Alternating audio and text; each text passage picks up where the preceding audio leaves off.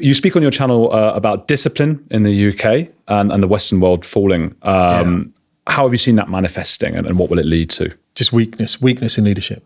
So weak men, weak women. See, the thing about it, someone described me the other day, actually, he'd read Jordan Peterson's new book. I go out there's a couple of fast jet mates. Everyone seems to sort of go down into the Cheltenham, Gloucester area when they finish flying fast jets in the military. I think we all flew over there, so we all kind of migrate. And then you meet people in the pub and you're like, oh mate, weren't you on this squadron? And he's like, yeah, I was. And so I know quite a few jet mates that are down there. And I was out walking with one of my jet mates, a good dude actually, and he was saying, have you read Jordan Peterson's new book? I said, I haven't. We Who Wrestle with God? Yeah. Or the one before? Yeah, I think it is that one. He said it's a bit of a mess, but there's some good points. Yeah. And he was talking about Eve, in the Garden of Eden, and how it's talking about female empathy, basically. And I think this is one of the fundamental issues we have, that and weak men.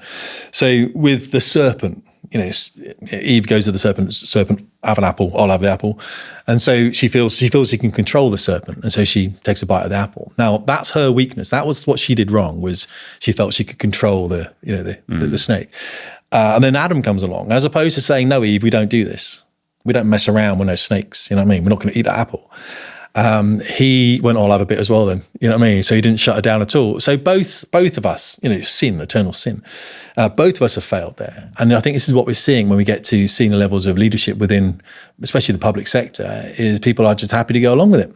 Write it out for that pension. They're not going to challenge the status quo. You saw it in the BBC itself. You don't maybe see it in all these organisations. And I saw it within the military when people got up to a certain level, they became very politicised. And they very, very much, I think that was the issue I'm talking about, was this weakness. So what I say is, my thing is, well, don't be that guy.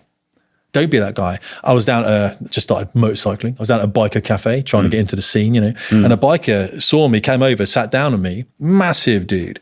Like, he has massive family issues. He was telling me about the problems with his son who's just been found with this disease. He's going to be dead in 6 months. I mean, a horrible guy life story. Because, I'm that guy. He talked to me, that's fine.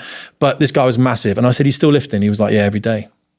Because that's his burden. He's going to lift weights, and he doesn't have to lift weights. He doesn't have to. He's a man in his mid-50s, but he does it because it's hard and he wants to carry a burden so he can be there for his family. That's what we should be doing. And we're not. We're just weakness. We're allowing weakness to permeate everything we do, whether it's what we eat or whether it's what we don't do physically, or even the difficult conversations. Like the conversation you're having right now is probably quite a hard one. And the ones you have here are difficult. You talk to some challenging guests, but you still do it.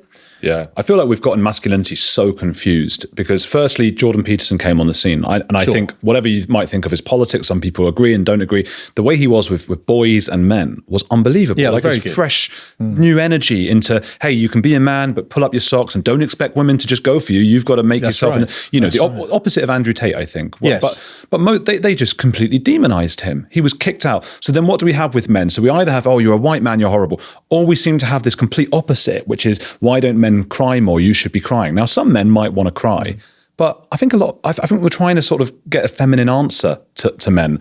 A lot of men don't really want to cry. I don't really fancy crying. Some do. I appreciate that. But I appreciate what you're saying. Maybe this man, instead of that, he's going down, he's working out, that sort of a testosterone-fueled version of that. I just think it's suffering. He's embracing the suffering that's necessary because we've got this thing now where we expect life to be really comfortable, and we can see it. We see the guys driving the big cars around, all the watches that they've rented and stuff, and we think that's what we need. So we're all very money orientated. But money, I hit 50 recently, and I have friends that are either they've been killed in flying accidents before, or they're getting illnesses now. So we've got friends that are getting cancers they never knew they had, and it's nothing to do with military service. I don't really have friends as such, but these are people in the family, and you think, well, what is your life supposed to be about now? Because if you look back on your life and the things you did, was it in the service of others or was it in the service of self? And I think that's one of the big things. We all serve ourselves. Whereas if as a community we're serving each other, as we used to, of course, then of course I think the place would be better. Now, arguably within Islam, you're seeing a lot of that, and I think we lose it within I think our spread within Christianity is a little bit. I see people going back into the church now as well. I'm most certainly looking at a little bit myself as a Roman Catholic. I mean, looking back in under Pope Leo XIV and saying, what's Pope Leo saying? That's quite interesting. I think young men as well are turning away from people like Tate. I think the problem with demonizing Peterson, if you look at what's happened, we live in a feminized matriarchy, don't we? A very soft state where we don't have borders. We don't have boundaries. We haven't got borders. Literal border. We haven't got borders. The country hasn't got borders. We don't have boundaries of what is acceptable and what's not.